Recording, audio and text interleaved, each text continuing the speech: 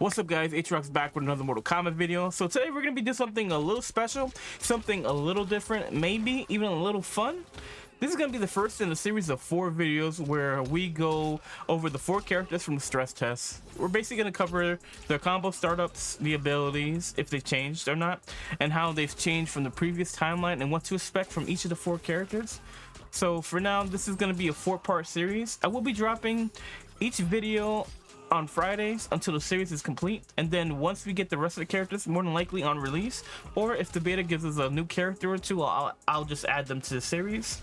The rest of the characters as of right now will come on release. So for today's video, we are going to go over my favorite character, the chosen one himself, Liu Kang.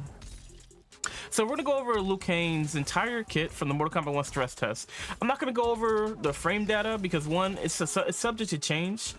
2, I don't know enough about frame data to really give you guys an accurate opinion on the matter. Sorry guys, I'll try and be a little bit better and try to basically try to understand what frame data, basically how frame data works, so I can give you guys a more accurate opinion on it. I just don't want to mislead anybody, so I figured I'd just leave that out of the video.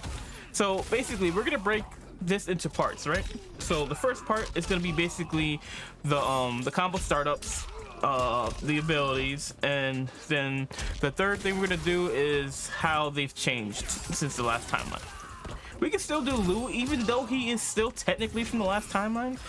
Well, we'll just go over his personality in the new era, from what we saw in the Mortal Kombat 11 story and Aftermath to a little bit of story we've gotten so far in the modern time. So okay, so first things first, we're gonna go into Liu Kang's combo startups, right? So Liu's main pop-up startup is gonna be the tail whip, which is basically a mid to a pop-up. This is gonna be key to his normal strings without using meter. You can jump immediately into the air after the string and do an air combo, and then if you have Sonya, you can just go into the up.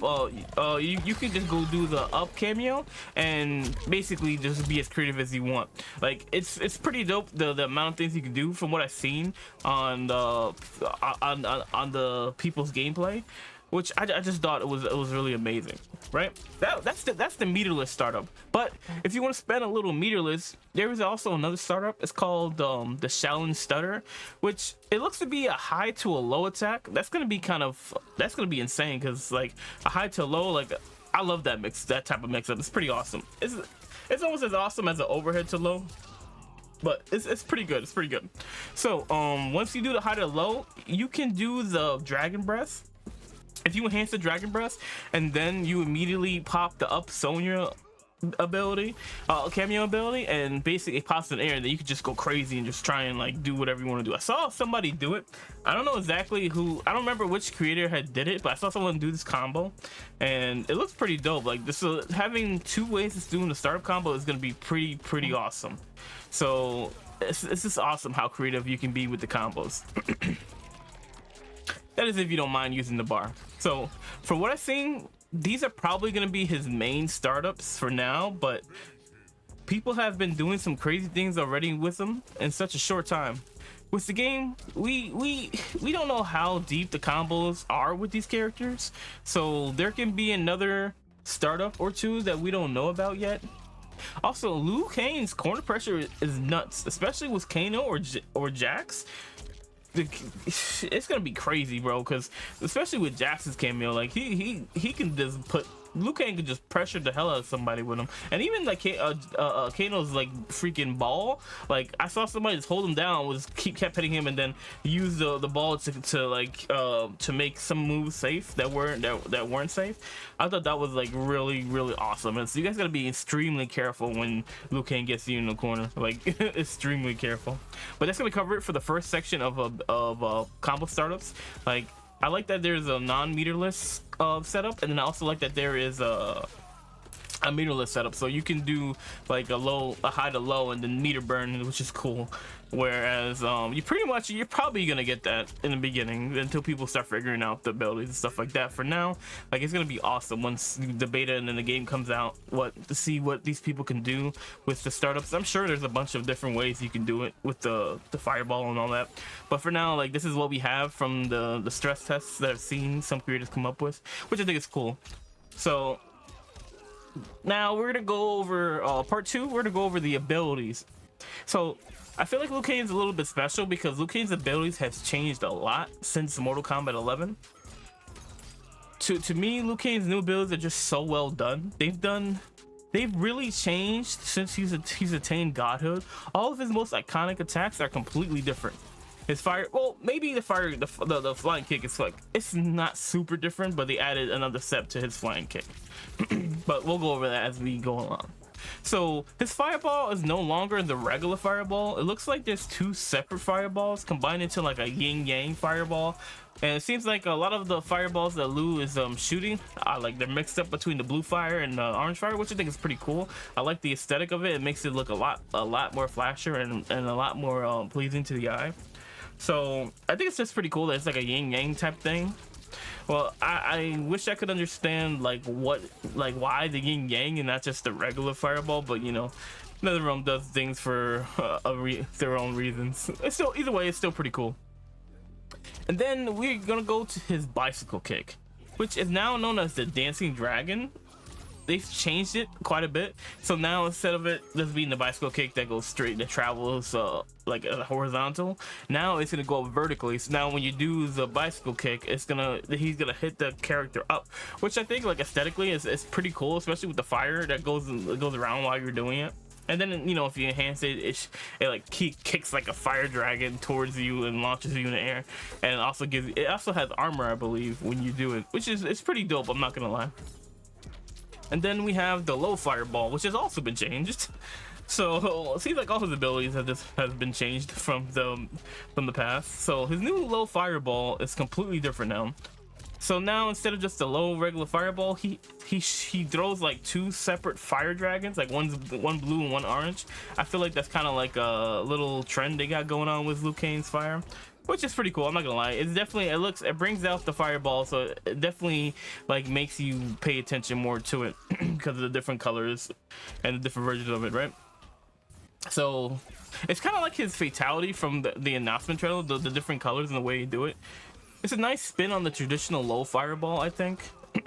I think they really put a lot of work into reworking Liu Kang's character, because now that he's the protector of Earthrealm, like they wanted to see, it's like, okay, now he's a god, we gotta change his abilities to make it like feel like, you know, he's a god and not just the regular Liu Kang who's known as a champion of Earthrealm. So I feel like that could be the reason why they did that, which if that's what it is, I'm all for it. Right, and then another change that he did was to the flying kick. Like I said earlier, okay, so it's gone now, but the new one is called the Dragon Tail, which now it shoots a massive fire dragon, and then Liu Kang does the flying kick. So really, the flying kick didn't go away, but they just altered what it does before he does his regular flying kick. Which either way, it's pretty cool regardless. And I think when you enhance it, I think it shoots 2. I think I've seen that. I'm not 100% sure, so don't quote me, but I think it's 2 fireballs. Liu Kang also has a few new abilities as well. The Firestorm, which is, I think is the one where you jump in the air and it shoots like a flurry of aerial fireballs. To me, it kind of reminds me of like Dragon Ball Z, like when Vegeta just shooting the fireballs, all the ki blasts. That just immediately made me think of that whenever I see somebody doing it. It's pretty cool. So then you have the Dragon Breath. Now I'm not sure if this is a teleport or not, or if it's just something to stagger the opponent, because like every time I see it, it's just like right in front of the person. Like I don't see anybody trying to do it from far away. So I'm assuming it's like some kind of stagger, which is fine, because like you can combo into that with, if you do the Shaolin Stutter, like that's the move that pops the character up if they're in the air, which if you enhance it, it's pretty cool. But I think that covers all of Liu's abilities and the new ones, and pretty much all the changes that he made to them. So here we're gonna talk about this section. Here we're gonna talk about what's different in this timeline from Liu Kang. So like I said, Liu Kang is not it's the same Liu Kang from the last timeline, just older. Like we don't know how old Liu Kang is in this timeline, because we don't know how many times he's repeated the timeline, or if this is just the first timeline and like he's just, if that's true, like he's billions of years old already. So Liu Kang is like, he's aged significantly, so obviously his personality and things are going to be a bit different from what we've seen in Mortal Kombat 11. But before we get into the part, we're gonna go back to MK11 story, and then we'll go into Aftermath, and then we'll do modern day Liu Kang, right? So we'll start with the Mortal Kombat 11 story.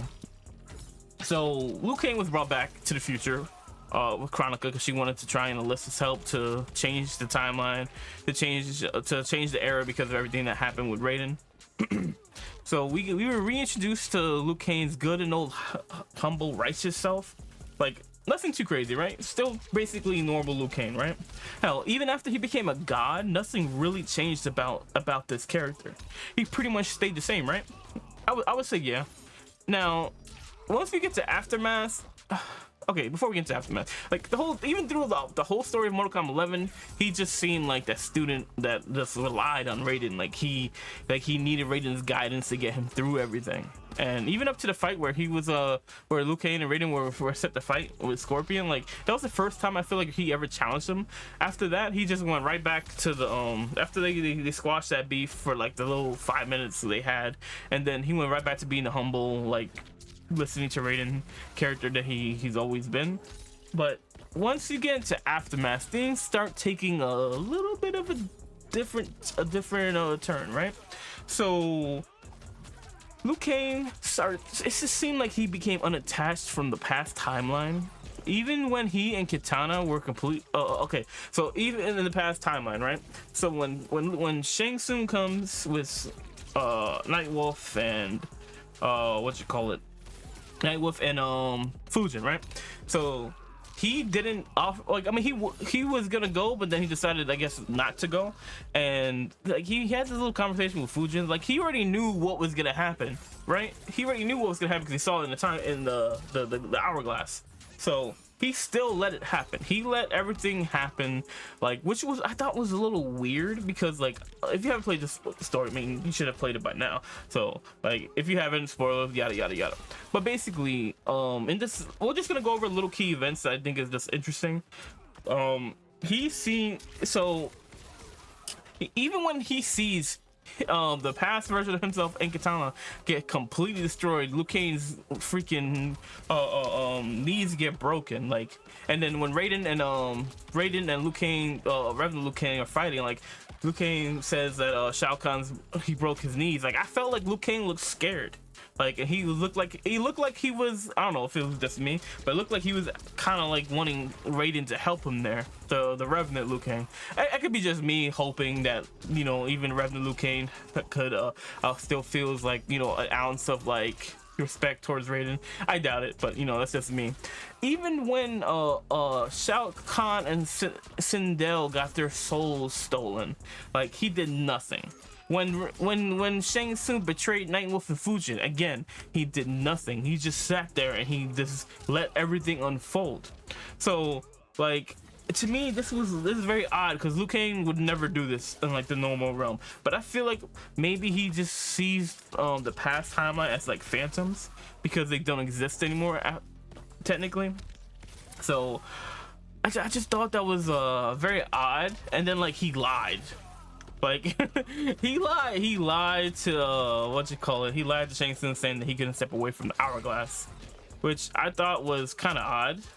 But I feel like the reason why he didn't step in was because he didn't want to mess with the past like Raiden did.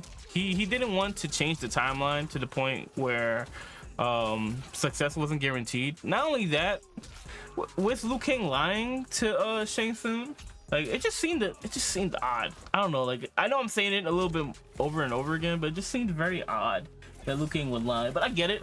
Like if it's for the timeline sake, I can understand why he didn't. Now let's fast forward to the current day Liu Kang, right? Liu Kang has changed a bit. He no longer has Raiden's lightning hair.